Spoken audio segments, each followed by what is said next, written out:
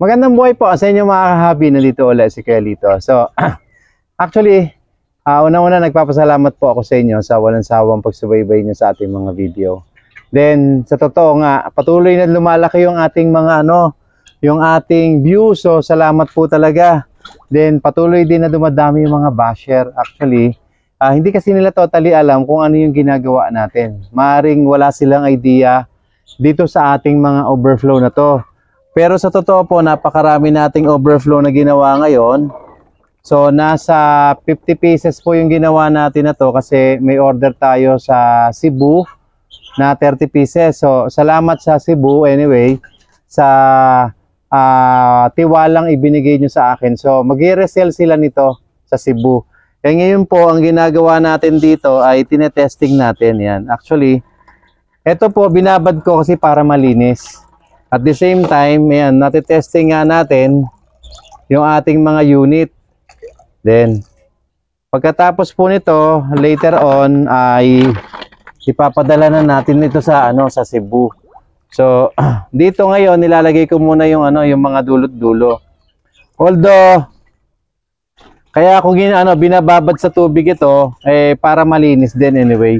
Kasi sa totoo po, yung mga tubo kasi pag binili natin, hindi naman talaga hindi naman po talaga balinis lahat. Kaya yan, bago ko rin i-send sa Cebu, the best yung tested na rin. Kaya yung ginagawa natin ito, paglalagay ko ng mga dulo at the same time malaking bagay na nakikita nyo na fully tested yung ating mga unit para po wala rin silang masabi pagdating doon. So, yan po. So, yan. So, 50 tong tetestingin natin kasi bukod sa Cebu naman, marami rin sa atin dito yung paunti-unti na nakakagusto na kumukuha ng padala-dalawa. Kaya nga, salamat din sa inyo. Then, papunta man itong Cebu pero magiging available to sa kanilang Shopee. So, kasi para lumiit din yung shipping fee, mapupunta to sa Shopee. Although yung Shopee ko, hindi ko pa ina-up. Kasi po yung Shopee ko, ang dami kasing gumaya. Ang daming gumaya, tapos tatlong doble na yung mga presyo ko doon. Kaya titignan nyo yung Kuya Lito. Kung Kuya Lito nakalagay yun, hindi ganun dapat ang presyo nun. Mostly, bukod sa gumaya sa mga item natin, ang ginawa kasi nila, yung iba namang ayaw gumaya pero itinataas nila ng maigi yung presyo. So pre-order ang ginagawa nila. Ang malaki pa rin. Kaya ito, ang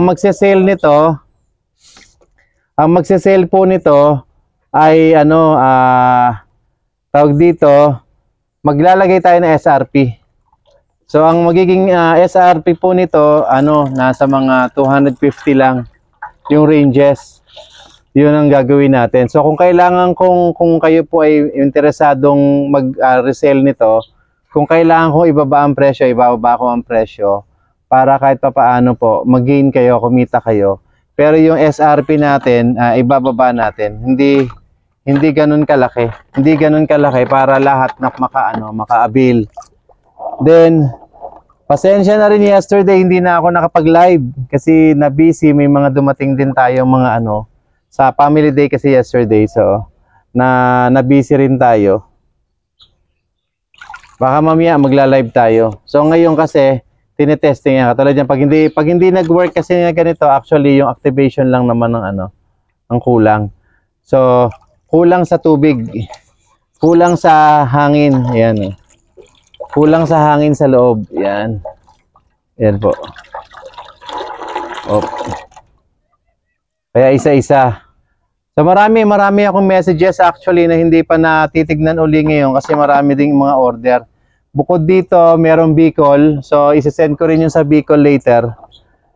Na hobbyist na kumuha din sa atin ito. Bicol, Mindanao, may mga po tayo, may mga order din tayo. Ngayon, ayan. So, sa akin lang ngayon, fully tested para pagdating sa inyo, wala na magiging diferensya. Gagana at gagana na yan. Ayan. So, yung mga dulo nito natatanggal. Ayan. Kasi po, pwede nyong pwede nyong putulan, pwede nyong dagdagan pa. Then, pag sa tingin nyo sobrang taas, ang requirements nyo ay mababa lang, iangat nyo na lang po, ililip nyo na lang yan, gaganyan nyo lang, ililip nyo lang. Kung kailangan nyong itaas, kasi ito naman adjustable naman, kaya ganito yung itsura nito. Na i-adjust. Yan. Yan po. So ayan mga kahabi, isinyer ko lang sa inyo ito. Although itong testing ko na to marami to. So redundant lang naman, kumbaga pare-parehas lang naman.